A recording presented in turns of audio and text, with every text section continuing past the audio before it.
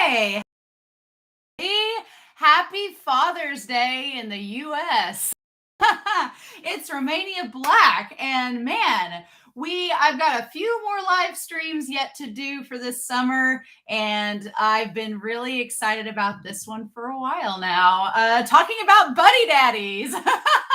This series that came and took us all by storm. So yeah, fun times. Hello, Tony Simi. I'm going to put into the Discord that I am starting the chat up right now on Patreon, just to let everybody know.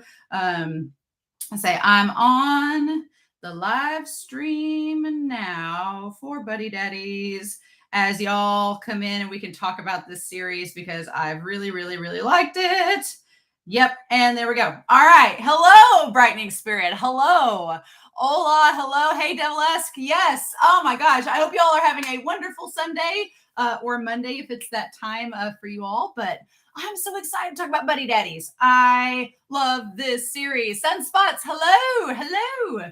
I've got my questions pulled up from Patreon. I am ready to talk about this series. I am so excited to talk to you all about it because this series came up by storm and just completely grabbed a hold of me and didn't let go. So, and my dog's like, throw the toy while you talk about these beautiful fathers and their beautiful daughter, Mary. So for those that are tuning in just off of YouTube, or that are not patrons that don't know, next week for you all, there's going to be 2 more Buddy Daddies reactions coming out, the audio drama, which we'll talk about here in a second, and then the video that I put out on Patreon that I've been really, really excited. It had a lot of positive feedback. It was a lot of work to put together, talking about how Buddy Daddies ruined Spy Family for me, which we can talk about that in this live stream too, because I'm sure everybody's gonna have questions about that going into it. But I'm really happy with the reception that that's gotten. I would love to do more video essays like that. They are time consuming. So I would like to do more though. I've got a couple specifically in mind, but the one that I really want to do for fall is going to take me like all summer to do. So that's going to be a project this summer to work on, but I'm pretty excited about it. Non-binary Jet Lung, yay! You can join a stream. Awesome. That's exciting. I've seen you all in many YouTube comments. So that's exciting. I'm glad that those of you on YouTube, if you're tuning in, that you can, and those of you on Patreon. But we're going to talk about Buddy Daddies. I love this series. It came by storm and just grabbed me and shook me and wouldn't let go. So I'm going to clear my throat.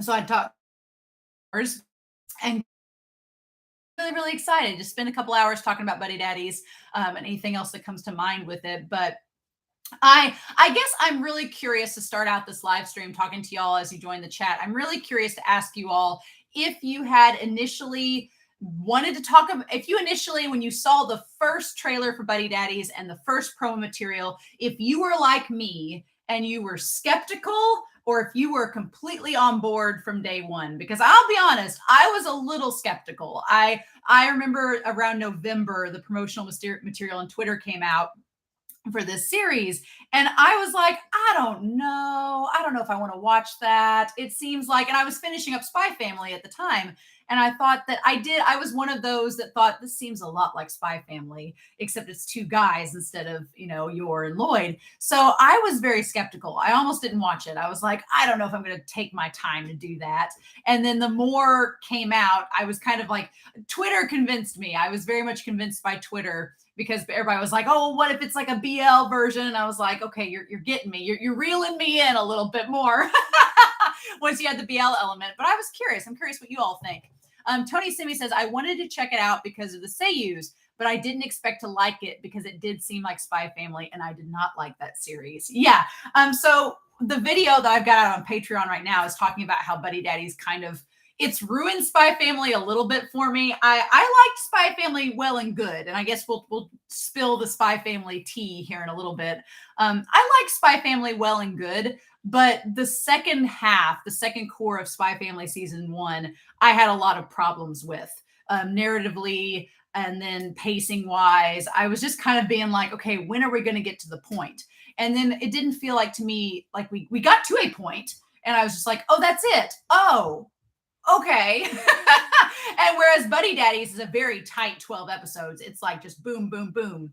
Even the stuff with Buddy Daddies that seems mundane is really, really well done and ties into the character work and everything.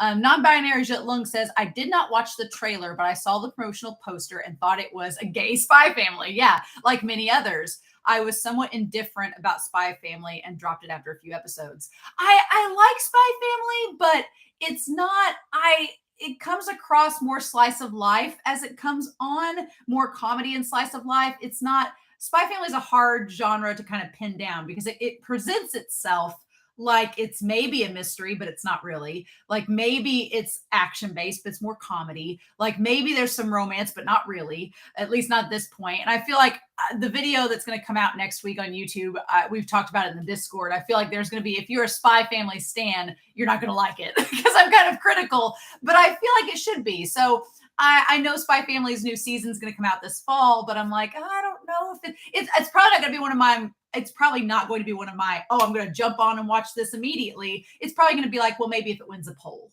kind of like where Demon Slayer season 3 is. Like maybe if it wins a poll this fall, I'll add it in, but it's not going to be one that I'm like Jujutsu Kaisen and Bungo Stray Dogs and Link Click. I'm like, oh, I got to watch those now because I'm so excited. I kind of lost that excitement with Spy Family. And Buddy Daddies is a big reason for that because it gave me what I was missing, right? Oh, Devilesk, yes, Buddy Daddies. I will say, first and foremost, we are going to get into spoilers in this discussion forum, in this in this live stream. So if you are not wanting spoilers for Buddy Daddies, I'm gonna make a note here in the chat that there is going to be spoilers for Buddy Daddies. Just to warn, because that is, we are at the end of the series and talking about it. So if you don't care about spoilers, we're fine, we're good. But if you don't want spoilers, then I would say just tune yourself out. But yeah, we need to talk about it. So, but yeah, I think the elephant in the room is that the elephant. Hello, Z. The elephant in the room, Tamir, to go along with yours, is that. The elephant in the room is that it came across a lot like Spy Family. And then 3 episodes in, by episode 3, I was like, oh, this is totally different. This is not the same. The premise seems very similar, but it's not quite like what you think it is. Non-binary Lung, I enjoy a lot of slice of life series, so it should have been up my alley, but the humor and the direction of the story is safe and predictable. You'll love my video that's coming out Wednesday then, because that's my biggest thing about Spy Family. It is literally, Spy Family is the vanilla shake of anime. It is, and there's nothing wrong with vanilla shakes, but it is about as safe as you can get. It is the most mass audience appealing show. Like it's kind of one of those series I feel like Spy Family is, oh, everyone will like it. And that's fine. But I think sometimes it gets too safe. Like there's not the stakes that a lot of other series have that get me as a reactor engaged, where I'm like, oh, is this character going to be safe or not? Is this character going to be in danger or not? And Buddy Daddies, I felt that. Like there were several, we were in the Discord when Buddy Daddies when it was airing. And I remember, I forget who it was in the Discord on Patreon, but somebody was like, oh, I've heard that maybe Kazuki will die. And I'm like, don't you dare. But we were all kind of worried, like, what if this series goes there? What if it kills off Kazuki or Rei? What if Miri is permanently separated from them? What if things don't work out? Like I remember there was a distinct possibility throughout the entire series that Buddy Daddies was going to end on a tragic note and be bittersweet and horrible. And I was bracing myself up until the end of episode 11. I was bracing myself for it to just be the worst ending possible. So many angst theories. Hello, Kaylin B. You made it. But yeah, Tony sent me, I was terrified. And I was trying to be positive in the Discord, and everybody was like, what if the characters die? What if they don't make it? What if Buddy Daddies ends with because that's such a, I feel like a lot of times with BL series, specifically BL series, with BL manga, I feel like there are happy endings all around. BL manga, it's like, oh no, they end up happily ever after, living their best lives by the end of it. But for some reason, when it's translated into anime format, or there's an anime original that has BL elements, things don't end well for the characters. And they're just like, oh no, we can't have these characters be happily in a same-sex relationship. No. And I'm just like, why not? Why can't we have this show? So I was terrified throughout the entire thing that it was just going to end horribly. and they were going to be separated, and I was going to be a very, very sad mess. That was what I was predicting going into it, right? I thought it was going to end badly, and then I was worried. Z in the chat's like banana fish flashbacks. Yes, I was just like, oh my god. Thank you, non-binary Long. Hopefully you get back before this is finished. But yeah, I was really, really terrified. And because, yeah, like Caitlin V says, it did not shy away from the darkness in this series. Buddy Daddies, one of the things I loved about it was it took a risk and it was bold. It was like, no, we're going to have some dark, gory scenes that are maybe not for a mass audience. And we're just going to do it because that's the storyline. And I appreciated that about it. And by the ending of the series, I was really worried that it was going to end cliche or that it wasn't going to feel earned. But it does. Like Ray's whole story, and we'll talk about Ray's storyline because that was just like a left field 180 from whatever I was expecting. I've got some Patreon questions that I'm going to go over with y'all, and we're going to talk about them. But yeah, just the way it was handled was so well done. And I was like, usually that's the hardest part for a series, especially a 12 episode series. The hardest part for me, I feel, is for them to find a way to conclude it and it feel earned and warranted, and you to feel satisfied at the end. Because you're only there for 12 episodes, which is not a long time. And so for the show to be able to end in a way that I was happy with and that it felt fine and justified, I was like, oh, awesome, cool. And it left me wanting more. But if I don't ever get more than the 12 episodes I get, I'm like, okay, I can rewatch that over and over again and feel satisfied. Nice. Tamir, just, let me see. The assassins are more realistic than Spy Family. I feel like there's more stakes. I feel like the fact that Ray has to confront the one assassin and take care of him, the fact that Rio is terrifying throughout this series because of how he does not care who he kills as long as he gets your last words, the fact that the dad is who he is, like I feel like there are such stakes with this series that I wasn't expecting, and it just goes there and isn't afraid to, right? Them being in a modest apartment was great. Yeah, I feel like that's another thing too. The series was somewhat realistic. Like the apartment that Kazuki and Ray have is amazing. Like it's a very expensive apartment, but then when you figure out that Ray's dad is the leader of the entire syndicate, you're like, okay, well that makes sense. That is justified. And the audio drama, which we'll talk about it, audio drama number 1, which I reacted to, that's coming out for Patreon later this afternoon. It'll be on YouTube next week, goes into that and explains it a little bit more, which I really, really liked. So they definitely made it more relatable. Hello, Herb. Yeah, I feel so too. I feel like the characters were very relatable. They went into a big deep dive into their different traits, their personalities, their chemistry with one another. Kazuki and Ray's chemistry is beautiful. Like it's so good. They're very much the opposites attract, but you find similarities within them. I really, really loved it. And then the video that I made that's going to come out on Wednesday talks a lot about Miri versus Anya. And I think that was probably the most frustrating thing on Twitter. And I don't know how you all felt about it. But on Twitter, I think the most frustrating thing week to week, which granted, I love anime original series as a reactor, because the best thing about an anime original series when you're reacting is you can't be spoiled. I mean, unless you just watch, if you watch the previews or the preview trailers on social media, then yeah, you'll get an idea of what the episode's about. But there's not really any way to be spoiled with an anime original. And that's what's so fun about it, is because I felt like I could engage more with everybody in the comments without worrying about, oh, I'm going to get spoiled and what's going to happen. No, because we were all on the same page. That's one thing I kind of like about Link Click that's coming up. Link Click isn't a Donghua original, so I'm excited about that it's just going to be like, oh, we're all in it together in the mystery. That's going to be exciting. But yeah, one thing I was getting frustrated about on Twitter was that a lot of people kept complaining about Miri. And I was like, y'all. I was like, oh my gosh. I was like, I liked Miri's character a lot because she is a relatable 4-year-old. She's 4, right? If you've ever been around 4-year-olds, she is very, very realistic for a 4-year-old. And I didn't think she was annoying. I thought she was just realistic and relatable. And I thought that the fact that she was so much like a 4-year-old made it, I agree that a bit much, but realistic. But I think it was, the point of that was to make the struggles of Kazuki and Ray as parents a lot more of an actual struggle. Like, in Spy Family, and we're not going to compare them to Spy Family the entire time, but I will say this. In Spy Family, Anya despite being telepathic and despite being 6 years old, is like the most well-behaved 6-year-old I've ever seen. Like, she never gets into any trouble. The trouble she gets into is related to her psychic abilities. And Lloyd and Yor are just like, now do your homework. Don't be, like, she doesn't get into stuff with Yor while she's cooking. She just sits there and watches TV, and then she goes and does her homework. I'm like, have y'all been around 6-year-olds? They are chaos. They are absolute chaos. Yeah. Nicholas, hey, fictional amounts of obedience. Yeah, there is no way a real 6-year-old is not any more curious. And I think that's tied to her psychic abilities, that she can kind of get into the perspective of the adults. So it's justified, but it's just like, you kind of, it reminds you you're in a fantasy. It reminds you you're in fiction, right? Because it's not quite realistic.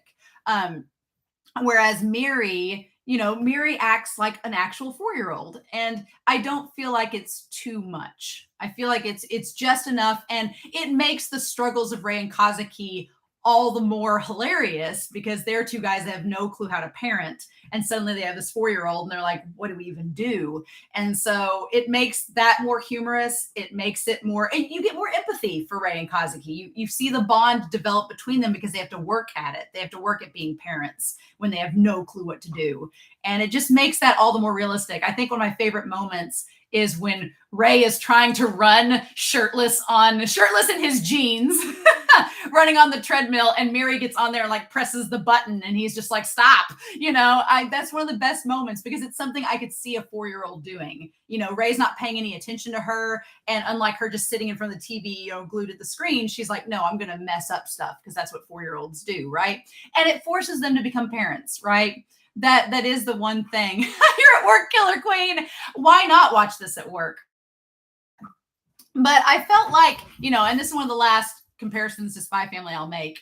I do feel like the stuff with Anya and Lloyd and Yor is very safe and clean and polished, but the stuff with Buddy Daddies is very rough around the edges and relatable. And it's not for everybody, but if you're into it, you're into it. And I was like sucked in hook, line, and sinker. And I was like, yes, please. That's exactly what I want. So yeah, the last Spy Family thing I'm saying, I'm going to have a video out on YouTube. It's been on Patreon. Y'all have been super, super nice on Patreon about the video. It's a video essay, so there's actual video footage and me talking over it. I'm glad nobody noticed, because my dog was trying to like give me his toy the entire time I was recording, and you can hear in the background him like laying the toy on the desk, and I'm like, oh my God, that feedback. So hopefully you all enjoy it. Everybody on Patreon seems to think it was good. I would like to do more video essays throughout the summer, so that's going to be a goal of mine. But let's get into talking about Buddy Daddies, since we're going to leave Patreon asked in the questions. I found out that Kazuki's wife in the series is voiced by the same voice actress as Miri. And I didn't realize that. I want to go back and watch episode 7, where he's like, has the flashbacks with her, and see Miri voicing her. Cause I think that's kind of cool. The voice actress, it's a cool choice, because Kazuki gets so attached to Miri, like as his daughter, and for her to voice the daughter and Kazuki's wife, who was the mother of his unborn child, I thought that was a really nice decision. It makes that tie-in a little bit better. I was like, oh, that's so cool. So yeah, definitely into it. But yeah, so I had Lou on Patreon ask if I was going to react to the Buddy Daddies audio drama. So apparently there are 4 audio dramas that are coming out for Buddy Daddies. There's been one that I've found translated on YouTube. Gadoon, I think, has translated it. And so what I've done is Truck sent me a link to it, and I'm going to react to the first Buddy Daddies audio drama on Patreon today, this afternoon, and then next week it'll be out on YouTube. So as the audio dramas come out for Buddy Daddies, I am going to react to them. I just want to see like the in-video audio dramas to react to, so you guys can see that as well. So that's kind of the goal with everything. Let me look at the chat here and say, Chia's Hat, Spy Family feels more like a parody of the spy genre, not meant to be taken seriously, while Buddy Daddies is drama. Yes, in that video essay, I say Spy Family is more of a comedy series, Buddy Daddies is more of a drama. So the fact that there are differences in dramas and genres even, I think also helps to differentiate the two series. It just makes me feel bad that a lot of people won't watch Buddy Daddies Daddies because they think it's just a knockoff of Spy Family. And I'm like, no, it's not. The marketing just took real good advantage of Spy Family ending and this series starting and then being like, well, they look similar. So we're going to use that in marketing to kind of get that audience to watch it. So, but they're very, very different series. And then yes, Kaylin V, a lot of series do that with the kid characters. Yeah, I was surprised that they did that with Buddy Daddies because I haven't, unless people comment on the voice actors, I don't usually look it up because spoilers, I don't want to accidentally click on a link and it'd be like, in this episode, and be like, oh no. But yeah, drama is just much more engaging, real talk. Yeah, and comedy is a hard genre, right? Comedy, anytime you do comedy, some people are going to think something's funny, some people are going to think it's not funny. So it's a very hard genre to get a mainstream audience. So I think that series plays it as safe as possible to try to appeal to as many as they can. Whereas Buddy Daddies, the humor is pretty dark. The humor is very dark, and I like it, but I can see a lot of people not liking it. Sunspots. It says the promos got me with the expectation of a ray of sunshine and grumpy grump dynamic, which is one of my favorites. But the depth of the characterization and development is what made it top tier. Absolutely. I'm talking about the buddy cops. I'm a big fan of the dynamic where you have the jaded, hardcore, he's been here for a while, rough around the edges cop, and the bright, young, shining new face, which is not what ended up being Kazuki and Rei's dynamic. But I like that it kind of hinted at that. That was a really good one. The marketing took advantage, but that has been a negative with getting some people to watch it. Yes, I agree. It's kind of a double-edged sword where the marketing can attract people but detract at the same time. I absolutely agree. Let's see. And Tony Simi says, I'm not a fan of most comedy in shonen. I like it a lot more in shoujo. Yeah, shonen comedy kind of runs that risk of being, one thing I am glad that Spy Family has done is it hasn't gone into like it hasn't made Yor out to be this like sex symbol. I'm glad that's not the case because sometimes in shonen, especially with female characters, oh no, she has big boobs. Let's just poke fun at that. And I get that their target is like heterosexual male audience, but I'm just like, okay, cool. You've done that along with every other shonen for the last 30 years. Keeping it original. But whereas I'm glad that Spy Family has not done that. I'm really glad they've chosen to be a little bit better about that. But yeah, Buddy Daddies dynamic and drama kept me engaged throughout. Yes, absolutely. So let's get into some of these questions, shall we? That was Lou's question about the audio dramas. And then Anime Annie has some really good questions I want to get into on this. Question 1, if they did give us an OVA, which God, I hope they do. If they did, would you prefer it to be a glimpse of their life before the time skip at the end or post the scenes in the little diner? Ooh, I think with the audio drama that's coming out, the audio drama #1 that's coming out is going to touch on the prequel before the anime series even starts. Whereas I would say I'm kind of torn because I want either the midquel. I would love a midquel talking about all of the scenes in between. Like I want to know like Rei and Kazuki. We had Rei and Kazuki looking up, daycares. I want to see Rei and Kazuki go real estate shopping. I want to see them go real estate shopping. I want to see them find the restaurant. I would watch a whole OVA of them just renovating that entire restaurant to be what they want, right? I want to see them renovating. I want to see, do they share a bedroom? Do they have separate bedrooms? Did they make a really nice bathroom for Rei to stay in? Like, I want those things that are answered, right? I want to know the finding the house part and getting it all put together, like them developing it, Miri growing up. I would love to see in the OVA the moment that they tell Miri about her mom and say, hey, you're a teenager now. Here's what you need to know. You're old enough to know what's happened with your mom. And I want to explain that to you. Like, I want that conversation. Because one thing Buddy Daddies was really, really good at was some serious conversations about family, and especially with Miri. I really would love to see them like sit down with Miri and say, here's a picture of your mom. Here's what actually happened. And maybe they don't tell her exactly what happened, but they explain that she's passed. And, I want them to kind of talk to her and have an adult conversation with Miri and for her to understand. And maybe they don't tell her that they were hitmen. Maybe they leave that out, but they just explain to her, what was happening at the time. And, one thing I liked at the epilogue was that she still was really, really close with Rei and Kazuki. So whatever they told her, she was able to accept and be okay with it. And I really like that about Miri's character. Yeah, the death talk, especially for Kazuki, who's lost his wife, and Rei, who doesn't have a mother. That's a really good point. Yeah, because you have the idea of on Kazuki's end, he's having to tell Mary, your mother, she passed, and we're kind of responsible in a way with it, and he's lost his wife. And then you have Rei, who doesn't have a mom, who has to talk with her about this. And I feel like they would talk to her together about it. So that would be amazing to see like how these two characters come about telling her this in that episode. I would love to see that. And then maybe Mary's birthday, since we skipped it in the show. Oh yeah, we did, Herb. Her Batazimbirim. We did skip that in the show. So that would be kind of a cool OVA topic. Although I don't know if Mary's birthday is the appropriate time to tell her that her mother was killed inadvertently by mafia. I don't know if that's the right time. Like, happy birthday, Mary. Mom was killed by a mafia man. The dark humor is there, but that might be too much. That might be too much dark humor. That might be like, oh, no, never mind. Might be too much indeed. But yeah, I would really love to see Mary's birthday in an OVA, seeing them have that conversation about her mother with her, seeing them renovating the restaurant. And if they didn't want to show us all of that, then I would definitely like a post epilogue, like to see what happens with her in high school, the adventures they go on there. Poor Taiga. We'll talk about Taiga. Poor Taiga.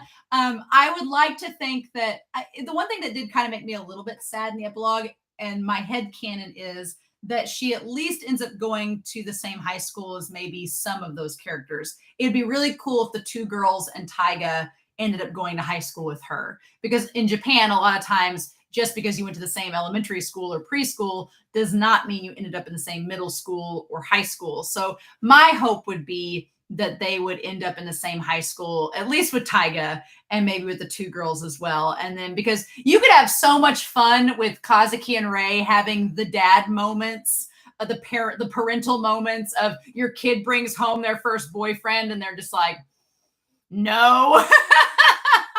I would love to see that. I would love to see Rei and Kazuki just be like, oh my God, our girl Miri is dating. What do we do about this? And then Taiga, who is just like, his parents are like sports parents on steroids, is just like, I don't understand why your dads are like this. That would be amazing. Teenager dad mode. I would love to see Rei and Kazuki just being like, oh my God, what do we do? And Miri's like, I'm a young adult. I can handle myself, dads. Leave me alone. And Taiga's like, your dads are intense.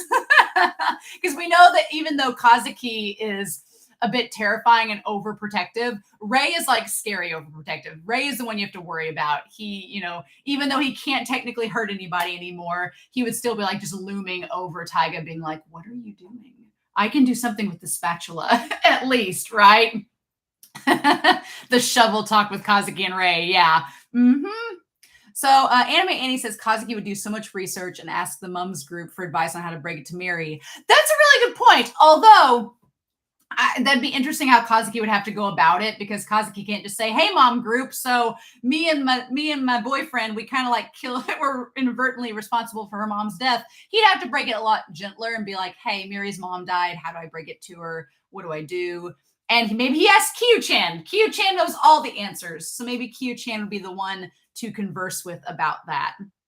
But there's just what does Herb say? I want to see more of the moms and their interactions with Rei and Kazuki. Oh my God, I could just picture Kazuki. Rei would not do this. Rei would probably stay in the restaurant and cook. But I could see Kazuki going on like a massage weekend trip with the moms. And the moms are like, so you and Rei, huh? And they have like their phones in the hot tub, like, what's going on? They're just having a moment.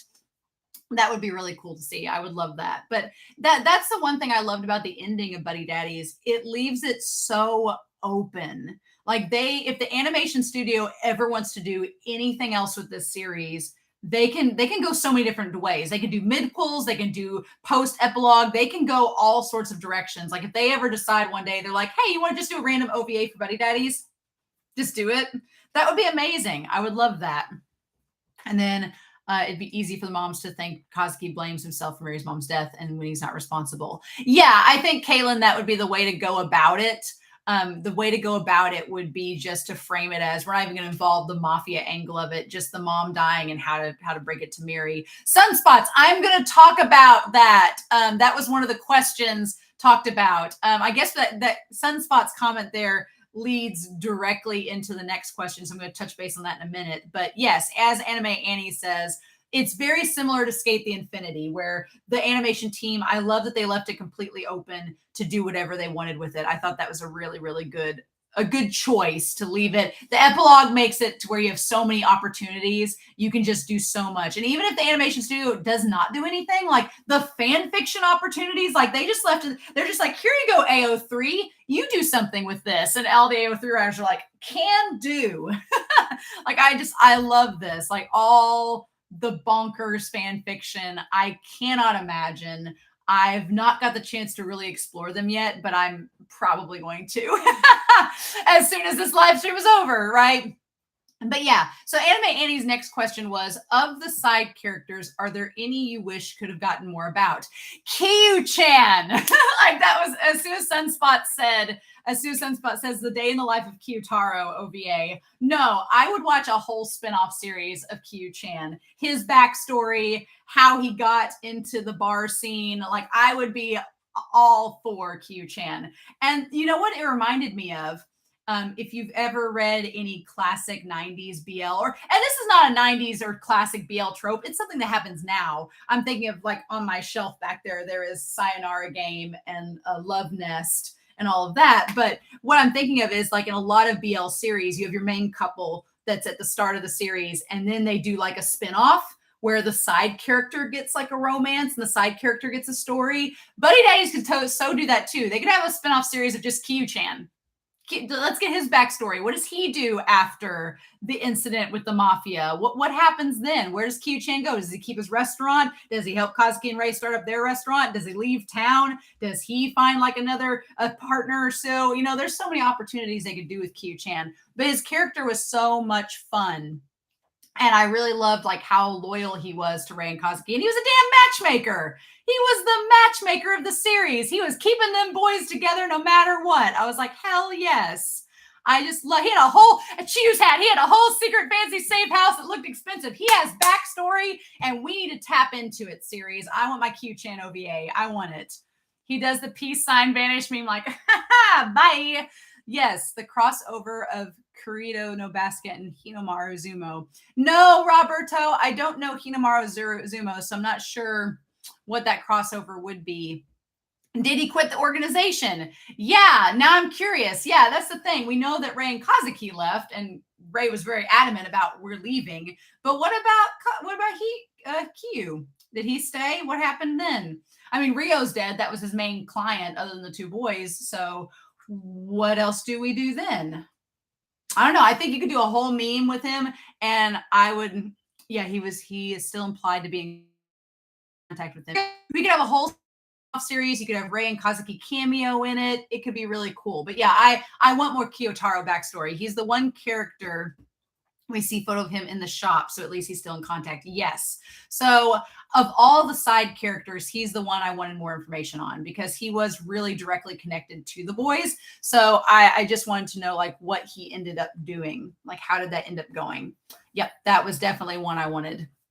They wouldn't risk having connection to the organization. Yeah, that's the thing. Maybe he relocated and went to a place with new clients. Yeah, you know, there's not just one mafia. So Q may have like jumped ship and went from one organization to another. We don't know. I mean, he seems to have a lifestyle he's trying to live up, right?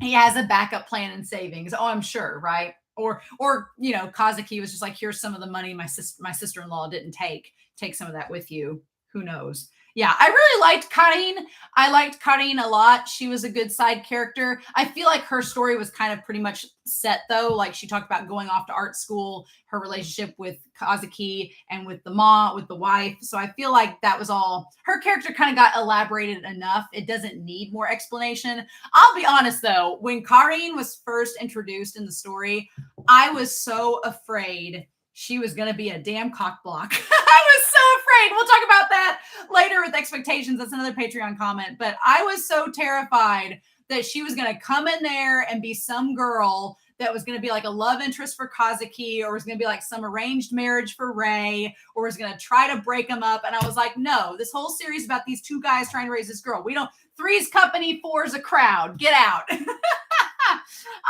I do, in hindsight, wish she'd gotten to interact with Miri more, like Herb says there. I did in the chat. I did want to see her interacting with Miri, and hopefully, you know, if we did an OVA, maybe they could show that her like visiting. You could have a Christmas OVA and show her visiting for the holidays and like meeting up with and meeting Ray, meeting Miri. That would be really cute. You could do a lot with that. But I was so terrified that she was going to come in and just be this love interest, and it was going to be so stereotypical. I thought she was going to be Nightfall, is what I thought she was going to end up being. I thought she was going to be Nightfall, is what I really thought she was going to happen. Nightfall's a character in Spy Family that is set up to be this love interest, like cock blocking character. And I like Nightfall's character in Spy Family, don't get me wrong. But I feel like I thought Karin for a second was going to be that. And I was like, please no. But I'm glad that's not what ended up happening. Instead, she ends up being the catalyst for like spurring Kazuki on to be with Ray. She's like, well, you know, your wife would have wanted you to be happy and to make other people happy. So there's nothing wrong with moving forward if you want to, you know, go on. Kaylin V says, let me see. I think she visits the restaurant every now and then. Yes, I really would love to see it. I'm sure she has visited, but I would like to actually see it happen in the series. I think that would be good. I'm just glad there wasn't one of those characters. Like even the girls at the casino, I was totally fine with them because one, they are for sure onto the realization that Kazuki's with Ray. Those two casino girls know exactly what's happening. They ain't no slouches. They know what's going on. They just want to get Kazuki's money. So they're like, come on back, bud. You know, but they know. They knew like the moment he had the groceries and was talking, they were like, okay. And all the moms know at daycare, they're like, they all know. So I appreciated that all of the female characters in the series were like, yes, we get you guys are together. We're good with it. And then Anna is like the best. She's like one of the best side characters. I love her. I love her to pieces. She's so wonderful. Anime Annie says, for me, the four characters I potentially like more on are Kyu-chan, yes, Anna, as well as Dorothy and Carol, the two hot ladies to cause gang with. Yeah, I love Dorothy and Carol. I think they're great. Again, Dorothy is, you know, Wizard of Oz references. That's kind of a big LGBTQ storyline, different story that a lot of people appreciate. And then Carol's tied to Christmas, so you could have that and do that. And then he got laid, no more cash. Yes, exactly. And then you have Anna-chan. Anna, oh my God, I feel for Anna because I have substitute taught at a pre-K before. Will never do again. I've sub for elementary school and pre-K, and it has taught me that I am not fit as a person to teach small children. I love small children, but teaching a room full of them is not something I would want to do on a daily basis. So I have a lot of respect for the Anna-chans of the world who do that for a living. Y'all have my utmost respect. I can't do what you do. But yes, Devilesque, that zoo trip needed more chaperones. Like, why would you send a woman with 20 preschoolers by herself? I was like, no, girl. She was like, I got this. You know, I feel like she's just that one person at work that's like, oh, no, I got it. And they're like, oh, sure. Then we just won't spend the money and get a new employee. We'll just let her do everything. Yeah. A whole class of munchkins. Not again. Yeah, no. And little kids, like, to Miri's credit and everything, little kids, I love that the show was very realistic about kids get things. They know. They figure out things pretty quickly. They may not understand the reasons why things are happening or know like the advanced, mature conversations around the situation, but they get it. They figure stuff out. And anytime I subbed for like a class of elementary school kids or pre-K kids, they'd be like, why are you doing it this way? The other teacher doesn't do it that way. Why don't you do this way? And why are you like this? It was like I was being interrogated by a bunch of 4-year-olds that like had their like psychology degrees. They're like, so how do you feel about this? And I'm like, I don't know. I'm just doing this for a job. I was just like, by the end of the day, I'm in the corner rocking back and forth. And the 5-year-olds are like, so why did you choose this profession? I'm like, I'm just waiting for a full-time job. I was like, oh my God, these kids know too much. They just know. it was hilarious. I'd come home and be like, these kids, they know too much. I can't go back. But yeah, I think that the show was really smart for assuming that the audience will understand that these kids, they get things. And Miri was very perceptive. And one thing I loved that the series did as well is that Miri learned by example, like watching Kazuki and Rei try to be kind to her and be mature and explain things. She started to pick up that as well. Like her whole interaction with Taiga in the episode at the zoo was so cute because she was like trying to be a nice person and be kind. And that kind of linked with the message of the series that even though Kazuki and Rei are hitmen, they're not bad people and they have a good heart. And that translates to how they're influencing Miri. And I really liked that. Like it was reinforcing the idea that Rei and Kazuki can change. They can change for the better. And they know that because they see how Miri's influenced by it. And I thought that was so clever and well done. And it didn't have to beat you over the head with it. It just did it and you got it as the audience. So let me see what the chat says here. Anna's already the best character for looking alone after all those kids at the zoo. Yes. I cannot imagine. Yeah, kids are way smarter than adults give them credit for. Like a horror movie. Oh my gosh, that story's crazy, Kaylin V. Crazy. So yeah, I have here my last question from Anime Annie on Patreon was, what are your favorite or top 5 moments from the series? Ooh, and that's really hard because you all will probably say as well, like your favorite moments in the series too. And Isabella was asking about ranking episodes, which I'll do here in a second. But I would say my honorable mention moment is in episode 8 with the birthday surprise for Rei at the end of the episode where he comes back and Miri's like asleep on the couch and she's like, happy birthday. And then she falls down on the couch like the cutest thing in the world. And Rei sees the birthday dinner and the cake in front of him after he's just got back from being in his actual home where his family is the least family-like ever. He comes back to Rei and he smiled, Anime Annie. He smiled. He was happy. Most of these top 5 moments from the series involve Rei, which to tell you the truth, I did not expect to get as attached to Rei as I did. I thought from the promotional material and from the first episode, I was like, oh, I'm going to love Kazuki. Kazuki is going to be one I relate to. He has a very like Haiji vibe from Run with the Wind to him. I'm going to relate to Kazuki. I'm going to love, which I think he's the same voice actor as Haiji. So I was like, I'm going to really like that about his character. And then as the series went on, from episode 3 on, I was like, no, this is Rei's story. And this is Rei's story just as much as Kazuki. And I love Rei. I love the interaction. I love the dynamic, the character growth his character goes under. I wasn't expecting it. But yeah, Herb, the conversation they have at the car at the end of episode 8, that's why it's like in my honorable mentions, like their conversation about changing. Yeah, I came into the series thinking like, oh, Haiji's VA, Kazuki, gonna love him. And then I ended up being like, oh, like, oh, Suki's VA being Rei. Okay. All right. And then I ended up loving him. The car scene where they're talking to each other. Yes. So I'd say my honorable mention moment is Kazuki and Rei at the end of episode 8, the conversation in the car and the birthday surprise. That's my honorable mention moment. Number 5 of my favorite moments is probably going to be Rei's adventures with Miri and admitting he's her father in episode 3. That is what got me on board with Rei's character. When Rei starts out the episode in episode 3, where he's like, oh, I'm not your dad. I'm not your father. No, because Rei is coming from the fact that his father's terrible. And so Rei's like, the last thing I want to be is a dad because my experiences with my dad are terrible. And then by the end of the episode, when he asks Miri what she thinks a father is, and she's like, oh, it's somebody that protects you and somebody that cares about you. And Rei realizes that that's him and admits that he is her dad to the police. Like that was such a heartwarming moment.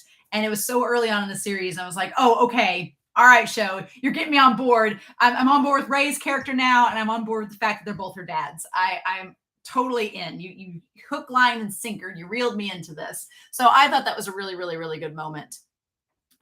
Looking at the chat here. Number 4, I would say episode 9 in the zoo. I'm going to talk about ranking episodes, but episode 9, the whole scene of Rei and Kazuki as the alpaca and the rabbit in the zoo excursion.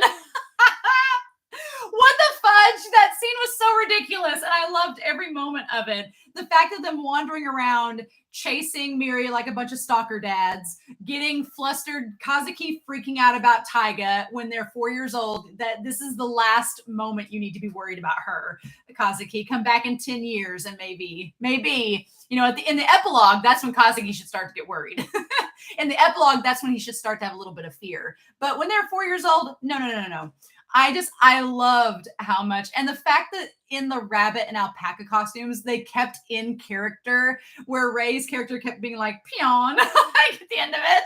I was like, what is happening? And the English dub is ridiculous. I cannot make the sounds that the English dub makes for his character. It's the most ridiculous. I cannot keep those sounds. I cannot imitate them. It's just ridiculous. What we have here. Let's see. I feel like the gloomy gamer archetypes like Ray tend to become the comedic relief straight man, but Ray was the opposite. Yes, yeah. Non-binary Jitlung, that is such a good point. That was what I thought Ray was going to be. I thought Ray was going to be this straight man character, and Kazuki was just going to be emoting all of the emotions, being the most ridiculous, which he is in parts of it. But I thought that Ray was going to be just like for comedy relief as the opposite. And he ends up becoming like a big focal point of it and has all this growth, and he gets emotional, and it's just like, but yes, Nicholas, you should definitely watch the English dub. The English dub it's as cracked as Skate the Infinity. Yes, it is. It's not as on the nose as Skate the Infinity is, but it's just as enjoyable. I like the dub a lot, and I think the voice actors do a really good job of playing Kazuki and Ray. And the voice actress for Miri is fine. She's not, the voice actress for Miri, I think she doesn't sound as 4-year-old, but you know what? We'll let it slide. It's hard to do that. Miri's voice actress, I will give Miri's voice actress major props in the Japanese sub because she sounds like a 4-year-old. And for a while, I thought she was a kid. I thought, okay, they brought this kid voice actor in to play her because they've done that even in the English dub for series. They've done that in other series, bring an actual kid in.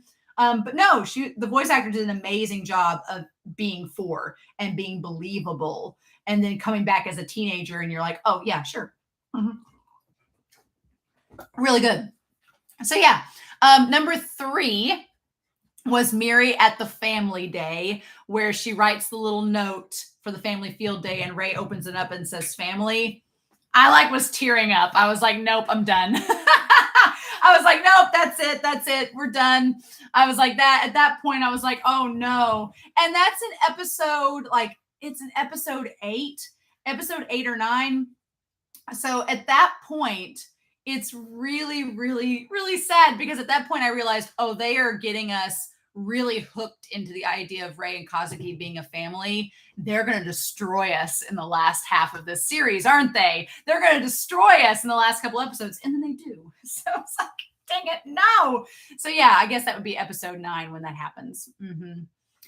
Instant teary-eyed moment. Yeah, Ray, he has been so quiet throughout the series, and then he cheers her on, and Kazuki's like, oh. And I love in that episode too that Kazuki doesn't force Ray. He doesn't get onto Ray for not cheering Miri on, hides him, or gets passive aggressive or like gaslighting him, being like, come on, why aren't you cheering for your daughter? Like, he's never like that. He accepts that that's how Ray is, and Ray shows his support in different ways, like making the little onigiri with the chocolate Cheerios in it.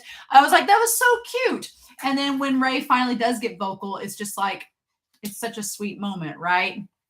And then, oh my goodness, Kazuki totally understands Ray. Yeah, that's the moment I was like, okay, heart eyes, I'm here for it. Yes.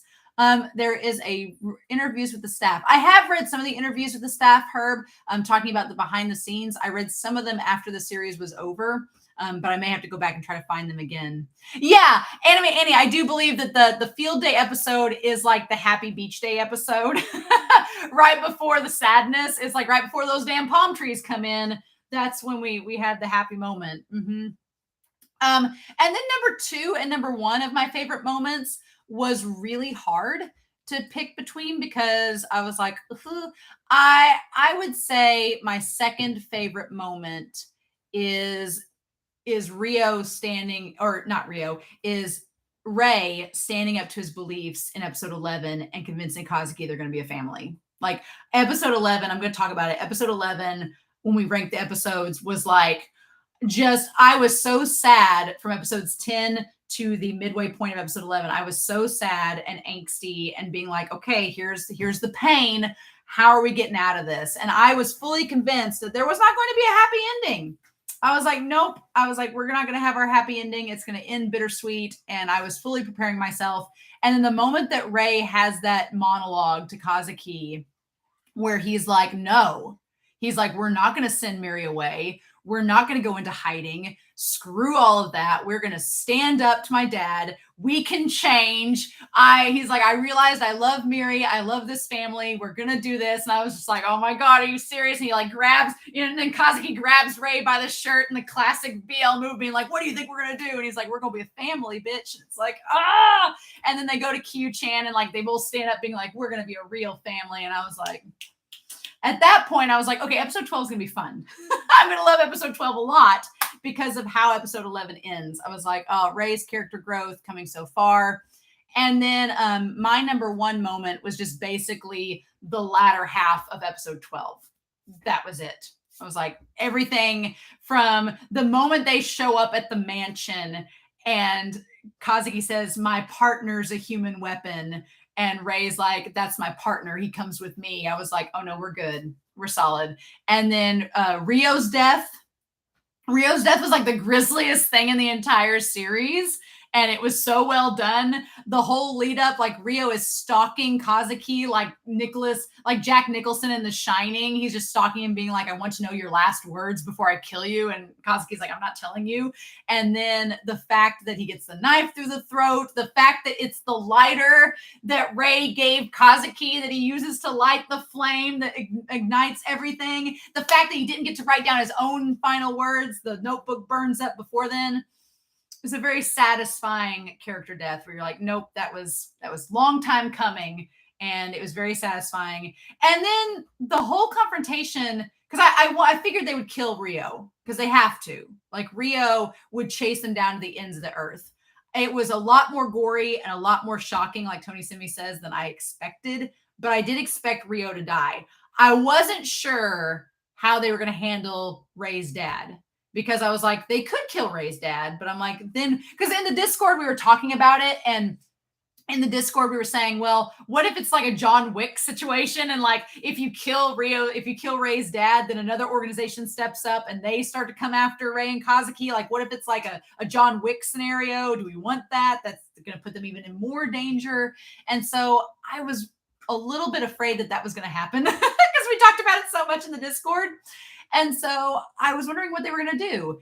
And then Ray disabling himself is the farthest thing than what I expected. But his whole monologue where he talks to Ray's father, where he talks to the dad and says, if you expect me, it's like, if these hands are going to be something that's going to hurt the people that I care about, then I'm going to make it to where that never happens. And him like disabling himself, I didn't see it coming.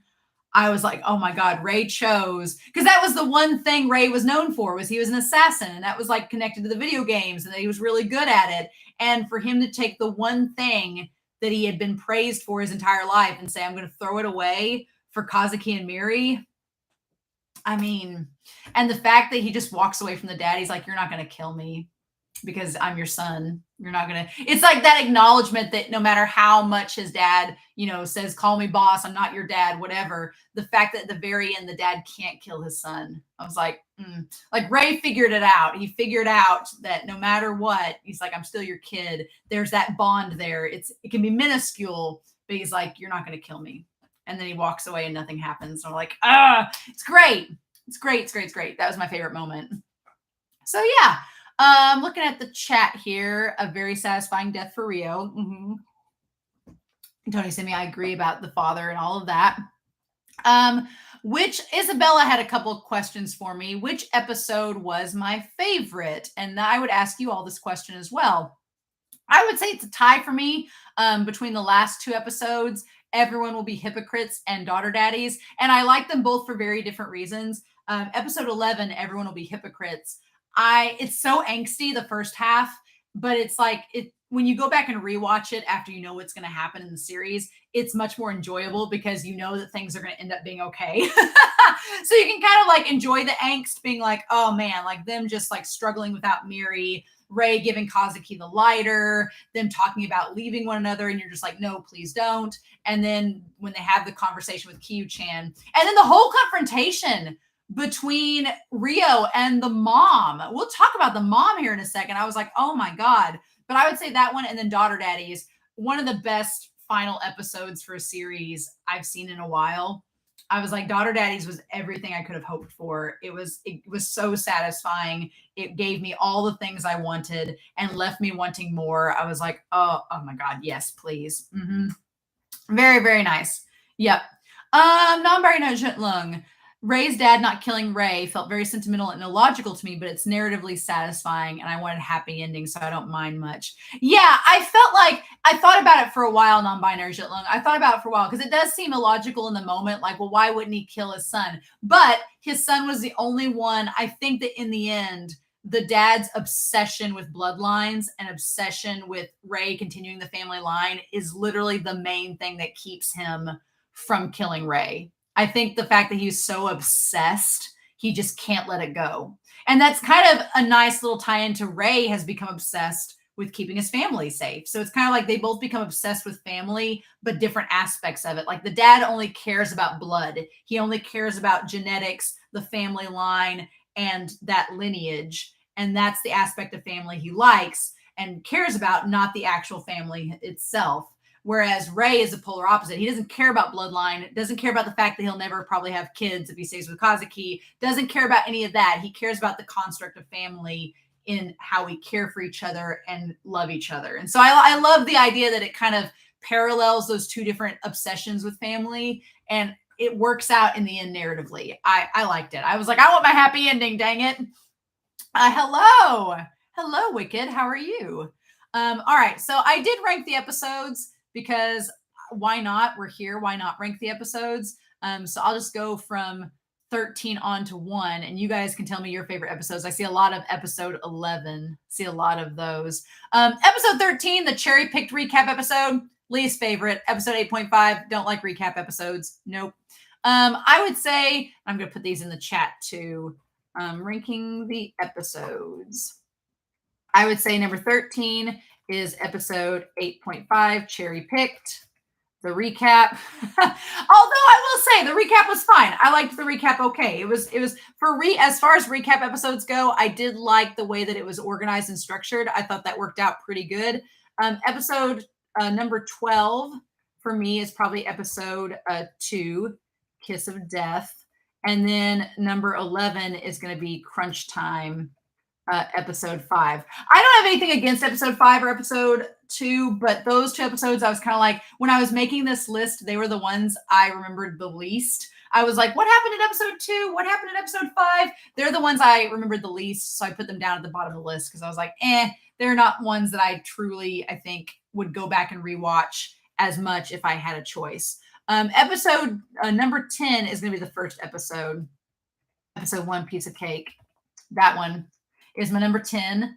And then number 9, I put Lost at Sea, episode 10. Episode 10 is so freaking sad. And I put it higher than the first episode because dang it, it's so angsty. And the moment that Kazuki gives Miri that hug in the mall and is like, we have to let her go, and is telling Ray that he has to let her go, that was so freaking sad.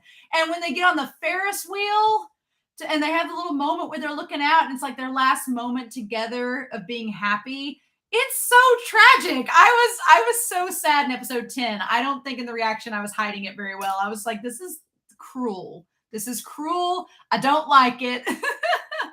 It's really, really sad. Nope, not having it at all. So yeah, episode 10, I'm going to send I said, as much as it hurts, I did like Lost at Sea. But yeah, Anime Annie, Lost at Sea, I'm not an angsty person. I like my happy endings, and I was starting to get some bad vibes with episode 10. I was like, oh, please. The only thing that saved me was knowing, okay, we have 2 episodes left. If this is the saddest it's going to be at episode 10, maybe we'll start to be on an upward trend by 11 and 12. And then we were, so that was really nice. Number 8 for me was episode 4, which was What Will Be when they go to take Miri to the daycare. I thought that was a good one. I liked that a lot.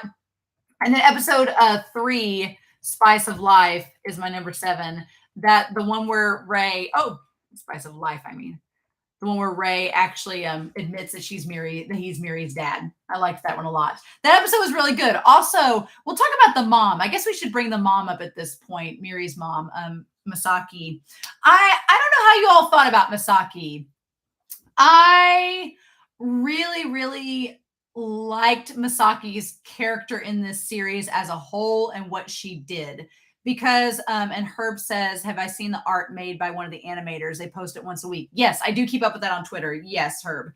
But as far as Misaki goes, I really like what they did with her character in this series because I think a lot of times when we think of the whole point of Buddy Daddies is to show these two guys that can be dads in a relationship and take care of Miri, their daughter. And I think in a lot of series, one narrative thing that always gets brought up is that the characters, they have to have a mom. They have to have a mom. A kid has to grow up with a mom. And I think that it was realistically handled that not every family has a good maternal figure. I know a lot of families that I have friends that they do not have a good prominent mother figure in their life. And they still turn out to be perfectly fine individuals. There's nothing wrong with them at all. And I feel like a lot of times in narratives, especially in anime, it's like, oh, the mother figure is this saintly, matronly figure, kind of like how Yuzuko is presented. And I like that Misaki is the polar opposite. She's not a good mom, especially in episode 3. But then you see over the course of the series, kind of like how Rei and Kazuki start out as terrible dads because they don't know what they're doing. They grow over the course of the series and figure things out and become better and better fathers. I was really sad because I think Misaki was trying, and we had a lot of lengthy conversations in the comments about her and her parenting style and what it was. And she has a lot of flaws. Like, don't get me wrong, a lot of flaws. But I liked Misaki was trying. By the end of it, she was trying to be a better mom. She was trying to lead, and she saw how Rei and Kazuki were being parents to Miri and the good things they were doing. And when Kazuki was giving her all the stuff they had, she was trying to make do and be better and be more like they were. And so I really liked that. But Devil-esque, yeah, I wish they didn't kill her off too. I was like, oh my God, that whole death scene with her in episode 11, that whole death scene with her was, oh, that was rough. It was hard. Let me see. I was wary when she reappeared. The following episode we saw she was genuine and it wasn't a plot by Ray's boss. I liked her more. Yeah, I'm at first she had some kind of sketchy moments, especially when she took Miri back, but you kind of understood why she wanted Miri. She's like, that's my daughter and I kind of need to do right by her and try to be a mom. But I was like, are you going to be like a, because then you find out, she has an illness and you're like, are you going to really be able to be her mom or are you just trying to buy time? And then things were starting to get better and then they killed her off. But Anne, yeah, I feel like it wasn't the solution to the problem narratively to kill her off. I feel like the story wanted us to know that this series was not afraid to go there. And I feel like leading up into the final 2 episodes, there had to be stakes and it had to feel like, okay, these characters could die. And a big driving force of what I think gets Rei and Kazuki on board with taking on the family is like, these guys aren't really died in episode 11 because Rio was going to kill Misaki to say her final words and then Kazuki came in to stop him. But I think that they were like, okay, no, Misaki's died. We both are kind of inadvertently responsible for killing both of Mary's parents now. We need to take action to make sure she's not in danger. And yeah, I would have really liked Anne to see them as a Patrick family. I would have loved to see her in there, but I'm okay with the decision that they made because it narratively makes sense. But it was a rough scene. Like seeing her die, oh my gosh. Nicholas, some maternal figures could have started out horrible, but have changed through the years to the better. Yeah, that's the thing. Like she's a really flawed character. And at the beginning, you really understand why Kazuki is so turned off by her because, his wife, when they're going to have their child, she was this very, saintly maternal figure. And then to see Misaki, who's the polar opposite, Kazuki doesn't understand. He's like, well, why are you like this? This is your kid, whatever. And she's like, oh, you don't know my story. It's not like yours. But I love that her character, much like Rei and Kazuki, transforms throughout the series and tries to do better. She tries to become a better person. And that makes her death so sad because, if she had been a bad character the entire time, I don't think we would have felt the sympathy and the reality of that moment she dies as well as we had. It was just such a sad, sad moment. Non-binary Jitlung says, I love when they explore how motherhood is imposed onto women in one way or another, like with Misaki. But I feel there was so much untapped potential because she was literally written out of the narrative. And honestly, I think part of that non-binary Jitlung is that they had 12 episodes. I think that's what they literally had to do. They had 12 episodes. And so they were like, I think if they had had 24 episodes with this series and they fleshed it out more, they would have done more with her character. I'm fully convinced if they'd had 24 episodes to work with, they would have fleshed out that relationship like you're talking about, fleshed out maybe the chance of a patchwork family, had more opportunities to do that with it. But since they had 12 episodes to work with, they were like, we've got to do something with her character. The loose threads in this sense don't make sense to leave around. So we've got to cut it short. But I agree, non-binary Jitlung, there's so much potential with her character that they could have done a lot with it.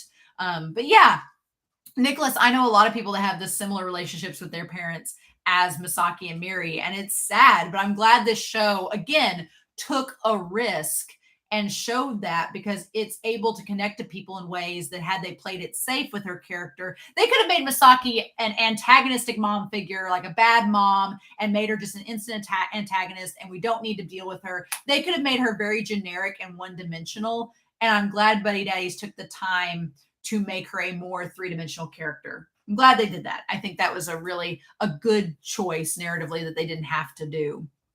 But yeah, it is hard to get all of these things in 12 episodes. And so I do applaud Buddy Daddies for getting as much as they could in and as concise and fleshed out as the narrative is. I think it could have been a lot worse.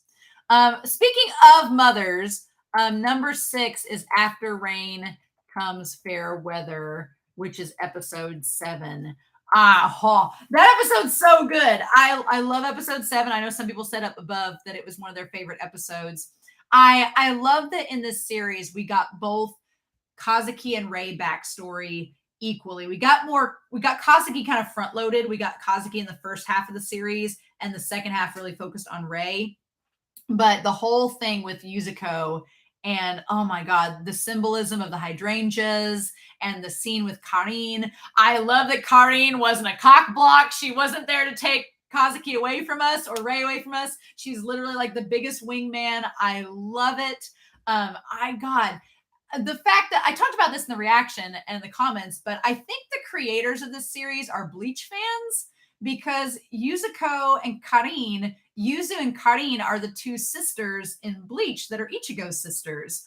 And Karin has like sandy blonde, strawberry blonde hair, and Karin has dark hair. And in this series, they're kind of framed up the same way. And Yuzu is more feminine, Karin's more tomboyish in Bleach. So I wondered if the creators were kind of in on that because it seems like a very big coincidence that two sister characters are named Yuzu and Karin. I feel like that's such an on the nose coincidence that it's almost a reference to Bleach without, pointing it out directly, right? Anime Annie, none of the characters feel generic to me considering how short it is. Even Rio has more to him than just a generic hitman. Yeah, they found ways in Buddy Days to give each character just like little tricks and little traits that kind of make them stand out more. Like even Yuzu, she's only in flashbacks, but they give her the moment where she meets Kazuki and has that like sweetness to her, that softness to her, that quietness, which you could kind of say, she seems like a more quiet character. Ray's more of a quiet character. So even though Rei and her seem very, very different, there are little tiny tie-ins that are like, yeah, that's interesting. And then like Anime Annie says, Karin was the younger of Ichigo's twin sisters. So yeah, I think that's a direct reference. I think the creators just snuck that in under the radar to like be a little Easter egg to be like, oh yeah, if you like Bleach, here you go. And even the shirt that Rei wears in some of the episodes, I know a lot of people said it was a sniper scope. It also looked like a Quincy cross to me. So I was in Quincy mindset the entire time thinking of Uryu. But yeah, I really liked episode 7, the hydrangeas. I had somebody on Twitter argue with me that the hydrangeas were not a bisexual symbol. And I was like, well, it could be. It could be. It seemed like at that moment it was pretty on the nose because Karin's talking about Kazuki being able to move on and have a happy future involving a man. So, it could be. I'm in full support that Kazuki is our bisexual king of this series. One thing that I love that we talked about in terms, and it's Pride Month, so might as well bring it up, is the idea about like queer platonic relationships and whether or not, because a lot of people are saying, oh, is this a BL? Is it, queer baiting? I don't think it is. I think that they are definitely like a queer platonic relationship by the end of the series. They are more than friends. Ray says so himself in episode 12. We are more than friends. We are like bigger than blood. But whether or not you take it to be anything romantic or sexual or just platonic, I think the fact of the matter is the relationship that Kazuki and Ray share is more than just friends. It is a bond that's deeper than that. It's very much like a soulmate bond, but it doesn't have to be romantic or sexual in any way. It can just be a platonic friendship that connects them together beyond that. And I really like that. I appreciate the series doing that. Again, at the end, I know a lot of people were kind of worried in the epilogue about Kazuki saying, oh, well, I was out drinking with the girl. And Mary's like, you're out drinking with a girl. But what I love about it is, especially the English dub, if you get a chance to watch that epilogue scene in the English dub, they definitely make that seem more like Kazuki just went hanging out with the ladies and drinking, and there was nothing beyond that. Miri and Ray were just kind of mad because, like, you were out drinking instead of doing your responsibilities with the restaurant, sir. I think that's more what it was. And I kind of like that the English dub sort of went that way with it. But yes, the soulmates vibe. You can make it. That's one thing too about Buddy Daddies. You can make it however you want it to be. If you want it to be romantic, you can. If you want them to just be platonic partners, you can do that too. I like that it leaves it pretty open for everybody. Definitely. Anime Annie, considering the sun came out to highlight the colors of the hydrangeas, it's a massive bisexual symbol. Yeah, especially when it says that Karin can be happy, moving forward with this relationship. Yes, I think it's a pretty on the nose subtext. Somebody in the comments were like, the flowers are like that all the time. And I was like, well, hydrangeas were a very specific choice for a reason. But I do agree. I think that's pretty on the nose. But again, it's symbolism. It's subtextual. You can make it however you want to be, right? I feel like when people say, oh, there's no way that's the case, I'm like, I find a little umbrage with that. Number 5, I put Love is Blind, which is episode 6. Episode 6 is the one with the field day with the zoo. That episode's so much fun. It's a beach episode for sure. In the field day episode are both beach day episodes. We get 2 in Buddy Daddies. I feel like we're spoiled. We get 2 beach episodes. Instead of 1, we get the track and field day and we get the zoo trip. 2 days in 1.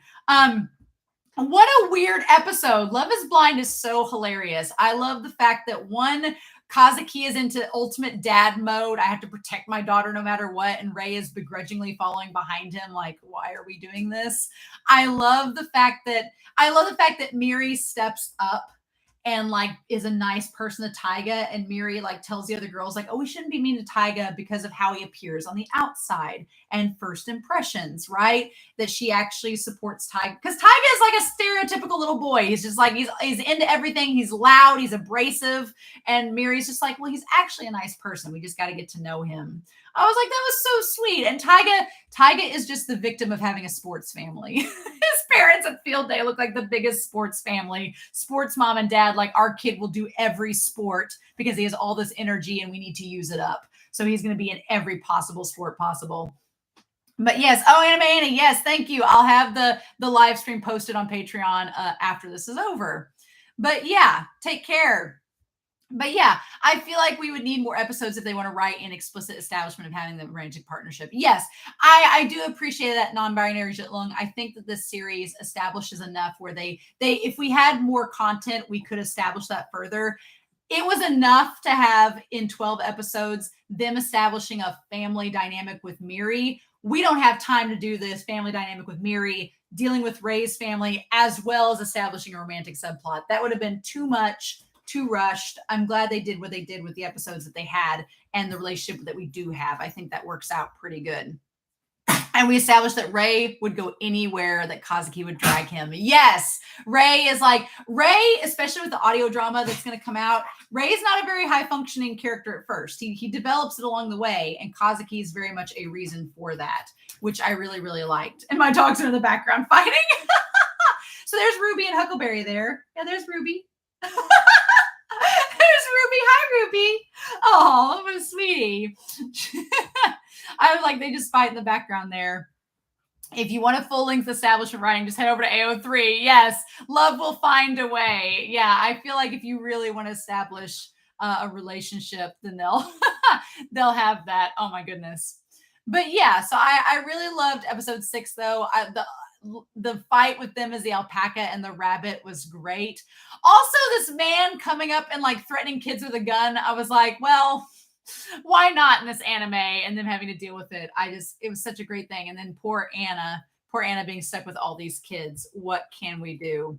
So episode 4, I have Nothing Seek, Nothing Find, which was episode 8. That's the one where Ray faces the former mentor and has to kill him. And then we have the conversation in the car that we talked about earlier and the birthday party.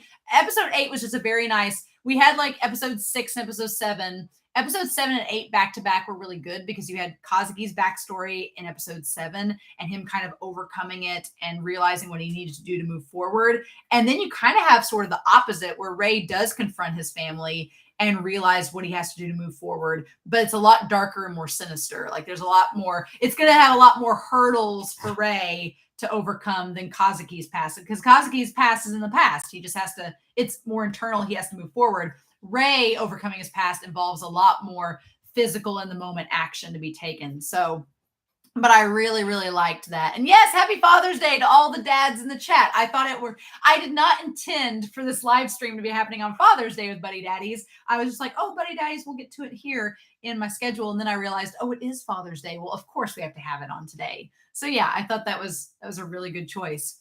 So, okay, y'all, we're in the top 3 episodes on here. At this point, I think any of these 3, you could take in any order, but I would say my number 3 is No Sweet Without Sweat, which is episode 9. I really, really like that.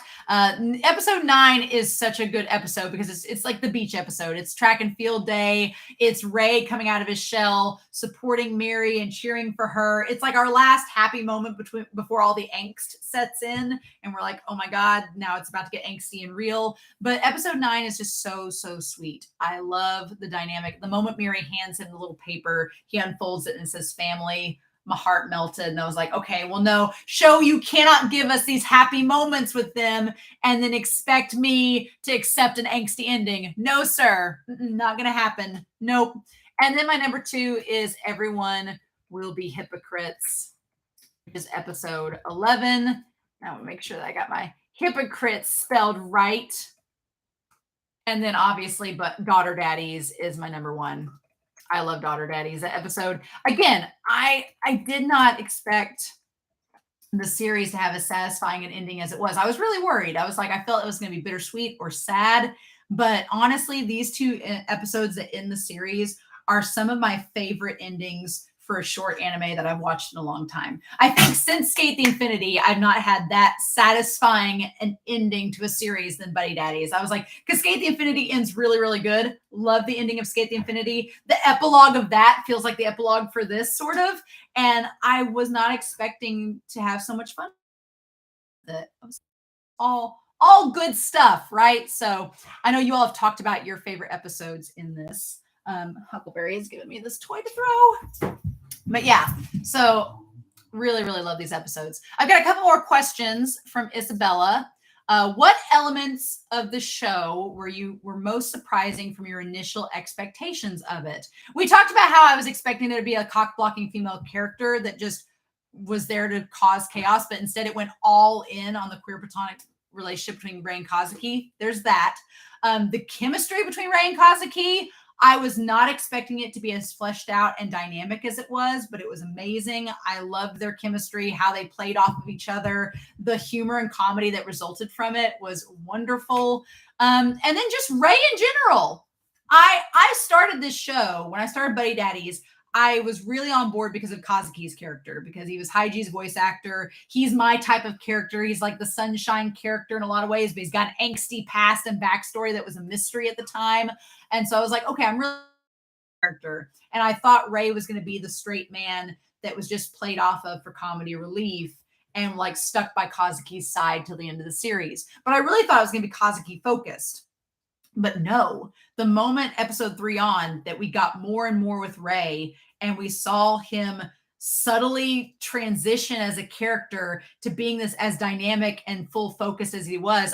It was such a surprise. And I was like, oh my God, I was rooting for Ray by the end of it just as much, if not more than Kazuki. And I was like, what do we do?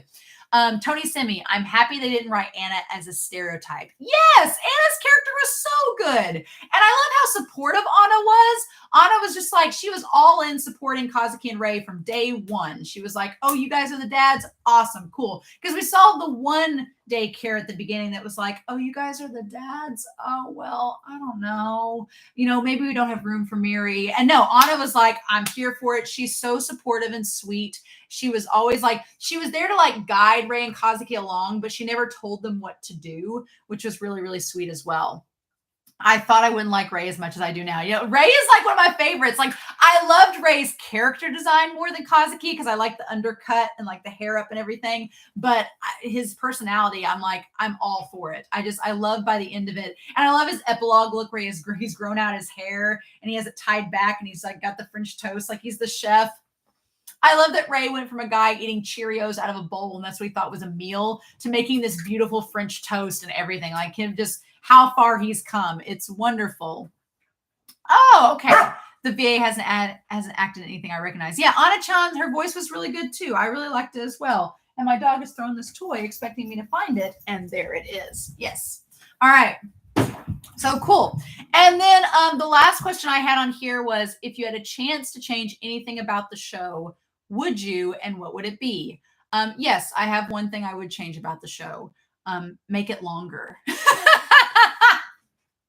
That's literally all I put down. I was like, make it longer. Give me more. This series was like, week to week, it was like a little fix. I was like, I got my Buddy Daddies fix. I'm so happy. And then the moment it ended, I was like, that's it? Really? Is that all we get? Oh, I was very sad about that. I was like, dang it. I wanted there to be more. And I am glad the audio dramas exist. I am glad that I get to listen to those because they're adding more context. Like the first audio drama that's coming out on Patreon today is talking about their past, talking about the prequel into their apartment for the first time. And it added so much lore to the story that I was like, oh, cool. We're getting more with these characters and more with their personalities. And so I'm hoping the other 3 audio dramas, I don't know anything about those yet. I don't want to be spoiled yet.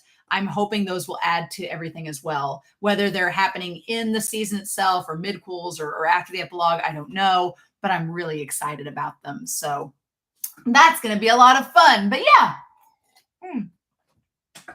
those are my Patreon questions. I don't know if you all have any other questions for me about the series. Herb, thank you. Oh, your nieces are coming over. Thank you very much. Thank you. Have a great rest of your day. We could have got more about Kazuki's parents, but that's just me being a Kazuki fan. Yeah, I will say we don't really get a lot of Kazuki. We understand that Kazuki was kind of abandoned as a kid, that he didn't have a family relationship hardly at all. And Ray's family was there, but it was foreboding in all of the wrong ways. And so it would have been cool to get more with Kazuki's parents. I agree. Or at least his backstory, maybe like him as a kid, or seeing how Kazuki grew up. That would be really cool to see that kind of transpire. Like, what was that like for him? Because it didn't seem like he had a very good childhood. And so he was trying to make, and that kind of influences him trying to make the most for Miri. Right? So I would have liked more of that as well. Any other questions? I know it's Father's Day, so everybody probably has plans. So, but I didn't want to not do this on Father's Day. So any other questions about her VA voices one of the fangirls in IQ for Oikawa? Oh, that's great. I love that Anna's VA is a fangirl for Oikawa. Of course she is. I mean, can you blame her? No. Any other questions y'all have about Buddy Daddies, about the series? This series is so great. I'm glad I still have the audio dramas to react to. I'm really hopeful they'll make an OVA or something in the future. I would love that, but if not, I know that the artists are still active on Twitter posting art of the characters. The creator supports all of the BL theories with Ray and Kazuki, which is fun. It's like they're kind of like way of saying like, oh, it is. Yep, it's pretty canon. We just can't say it in the show. And then I really just like the series as a whole. Buddy Daddies was something I didn't think that I was going to enjoy watching, and I wasn't even going to watch it. And then once I started, I became obsessed. So I feel like it's one of those series. It's going to be a comfort anime. I'm going to go back and rewatch Buddy Daddies whenever I feel like I need that comfort anime to watch. But I was really happy with how it turned out. And hopefully we'll get more, right? But we'll have the audio dramas in the meantime. So if you all have any other questions, please post them down below. I only have 2 more live stream, well, 3 more technically. We'll do a live stream for Death Parade in July at some point, and we will do a live stream for Millionaire Detective when it's over. But the last live stream I have planned for June, the main live stream, is going to be next week. We're going to have Fire Punch and Fujimoto is going to be next week's live stream. So I'm going to post that. The last live stream of June is going to be June 25th. Let me put this on here. June 25th, and it's going to be Fujimoto, and Fire Punch. I finished the series Fire Punch, and I finished Fujimoto's side manga and stories, and obviously season 1 of Chainsaw Man. So we're going to talk about that next Sunday. Talk about Fujimoto, the one-shots, Fire Punch, that manga series. Talk about season 1 of the anime of Chainsaw Man. That's it. But going through all of that. But yeah, I really hope that you all have a great Father's Day if you're celebrating it in the US or internationally. I hope you guys loved Buddy Daddies as well as I loved Banana Fish. But yeah, it was a really good series. I'm sad that it's over. It's been since April and I'm still not over it, right? Still not over it being over. But at least we have the audio dramas. So, but yeah, thank you guys so much for tuning into the live stream with this. This was a lot of fun. I know it's not as late as I usually do it, but yeah, I was thinking about that too, Tony sent me, like, as I'm talking to you all, I was sitting here like sitting there going, I could watch the dub. I could rewatch the dub. That's my thing. When I get done watching a series in the Japanese sub, I will often go back and rewatch it in the English dub because I can be grading papers or I can be doing things while I listen to it. And anytime I watch like a series in the sub, I have to pay attention because I want to read the subtitles. But then if I go back and rewatch it in the dub, I can just like watch it as I'm doing other things and still enjoy it and still be productive. So yeah. But yeah, I love this series so much, non-binary Jitlung. I'm glad that y'all thought the discussion was fun. This is one of the shorter live streams, but it sadly is a shorter series. How dare it? So in July, we will have a live stream about Death Parade, and we will have one about the Millionaire Detective, their short series as well. So if you've not had a chance to check out those on the channel, they're up there now too. But next week, we'll have our last June live stream, which will be Sunday, about Fire Punch and Fujimoto. So, but this was a lot of fun, y'all. I need to get that off my chest about Buddy Daddies, and I'm glad that I did. So I hope you all have a great rest of your Sunday or Monday if the time zones have said so. I hope you guys enjoy Buddy Daddies if you've not seen it all the way. And then this Wednesday, I'll have on YouTube the video about Buddy Daddies and Spy Family coming out. So I hope you guys have a great day too. I'm going to put this in the chat down here. Have a wonderful rest of the weekend, y'all. Thank you for tuning into the chat with me in the live stream. And I hope you guys have a great rest of your day. So I'm going to go celebrate Father's Day. I'll see you guys all in the reactions. But thank you guys for coming by. And I hope you have a good day. So see y'all. Bye.